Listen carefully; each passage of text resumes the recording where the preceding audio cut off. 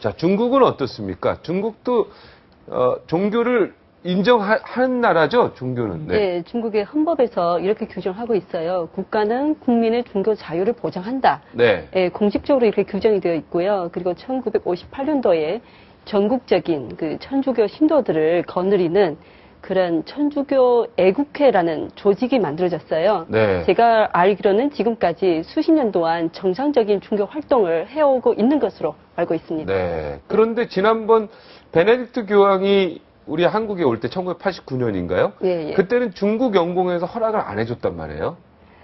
예, 이게 중국 정부하고의 그런 관계인 것 같습니다. 네.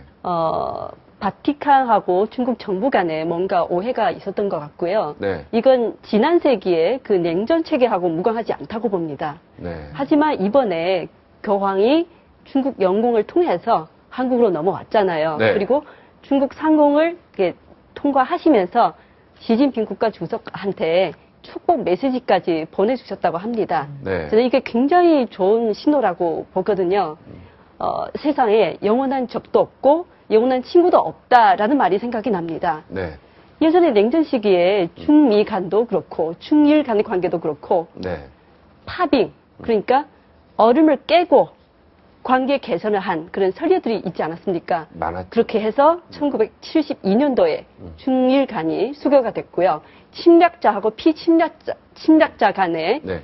이게 시간이 흐르면은 네. 다시 친구가 되는 그런 사례가 있듯이 네. 이번에 교황이 중국 상공을 통과함으로써 중국 측에 분명히 우호적인 메시지를 던져주신 것이라고 봅니다. 네. 천주교 신자가 중국에 얼마나 됩니까? 한 600만 명 정도가 야, 된다고 알고 600만 있습니다. 명. 전체 예. 13억인가요, 지금 현재? 예, 예, 그렇죠. 600만 명이면은 몇 퍼센트입니까? 1억 3천이니까 0.5% 정도 예, 되네요. 0.5% 정도 예. 될 것 같습니다. 그냥 5%.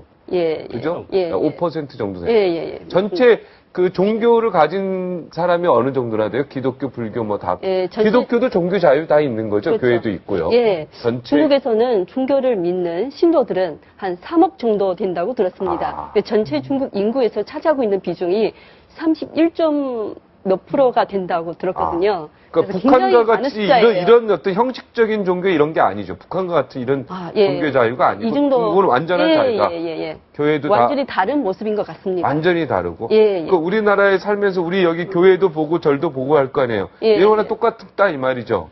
그렇죠.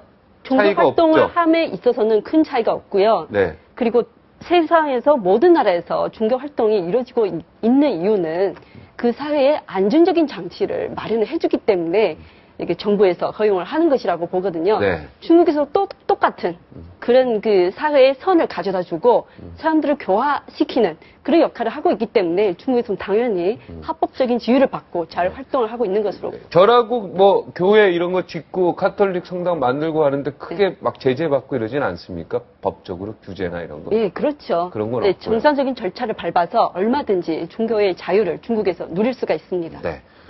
중국에도 교황이 한번 왔으면 좋겠네요. 그죠? 예, 아마 중국의 천주교 신도들은 그렇게 생각을 하고 네. 예, 있겠죠. 중국 공산당에서 그걸 이제 시진핑 주석이나 공산당에서 인정을 해야 되겠죠, 그거를. 분위기가 인정할 수 있는 분위기 같습니까? 예, 제가 봤을 때는 바티칸하고 네. 중국하고의 관계가 이번 교황의 한국 방문을 계기로 계기로. 분명히 개선될 것으로 기대를 하고 있습니다. 네, 그렇죠. 왜냐면 그 상공에서 또 시진핑 주석에게 저기 축복의 메시지까지. 중국의 던졌기 때문에. 영공권까지 지금 보여줬잖아요. 네. 예. 일본은 좀 배 아프죠. 여기 한국의 교황이 아시아에서 처음으로 딱 오면 아무래도 일본 입장에서는 좀 배 아프하실 수도 있을 것 같은데. 네. 그런데 일본은 이제 많이들 이제 무신교가 많다 이런 얘기를 하잖아요. 이제 기독교 신자도 찾아보니까 정확한 숫자가 안 나오더라고요. 이제 뭐 1%, 100만 명, 200만 명 여러 가지가 있는데 네. 정확히 통계가 이제 안 나와 있다고. 천주교 신자는 없습니까? 있겠죠? 있긴 있겠죠. 근데 그게 정확한 숫자가 안 나와 있어요. 아주 적습니까, 거기는?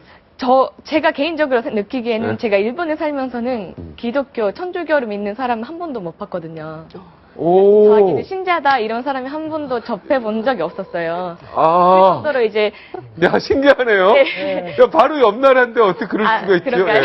예. 우리보다도 훨씬 더 그 서구 문명을 더 빨리 네. 네덜란드로부터 받아들였는데. 그렇죠, 네. 야. 그 정도로 이제 뭐 종교에 대해서 약간의 부정적인 생각을 가지고 있는 사람들이 좀 많아요. 그러니까 기독교에 대해서 부정적이라는 것이 아니라 네. 한 종교를 굳게 믿는다 이런 거에 대해서 약간 부정적이고 위험하다는 조금 그런 느낌을 가지고 있는 사람들이 많은 것 같아요. 종교에 빠질 수 있다. 이걸 굉장히 경계한다 이런 얘기죠. 그렇죠. 아. 그래서 뭐 여러 가지 이제 새해에는 신사 참배도 하고 크리스마스는 물론 뭐 기독교 이벤트지만 하기도 하고 뭐 장례식 같은 건 절에 가서 하니까 이제 불교적으로 하는 식으로 여러 가지 이제 종교가 섞여 있다고 보시면 될 것 같습니다. 네. 때문에 한국에 온 지 몇 년 되셨죠? 저는 5년. 5년. 네. 그러니까 5년 이전까지 일본에 사는 동안에 천주교 기독교 신자를 한 명도 보지 못했다는 게 네. 내가 지금 갑자기 너무 놀라워서 네. 바로 옆 나라인데 이렇게 다를 수가 그렇죠. 있나. 그러니까 제가 네. 처음에 한국에 왔을 때 십자가가 너무 많아서 깜짝 놀랐거든요. 네. 이렇게 교회가 많구나. 여긴 교회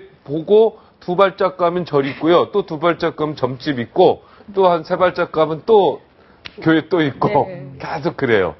예. 대한민국하고 너무 다른 것 같아요. 그죠?